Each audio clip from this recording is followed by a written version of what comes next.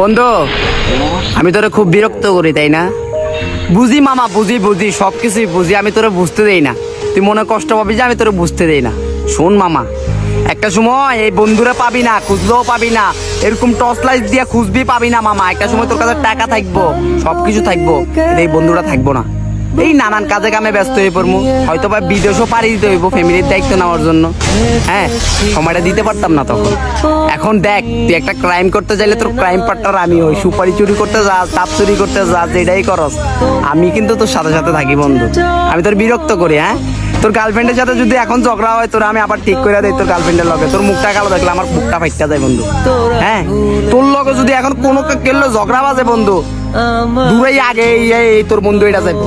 হ্যাঁ, তোর বন্ধু এটা যাইব, বুঝছো? আমি তোর খুব বিরক্ত করি বন্ধু। হ্যাঁ, একটা সময় বন্ধু মনে করবি বন্ধু, ওই চায়ের দোকানে, রঙের দোকানে কত আড্ডা দেই বন্ধু।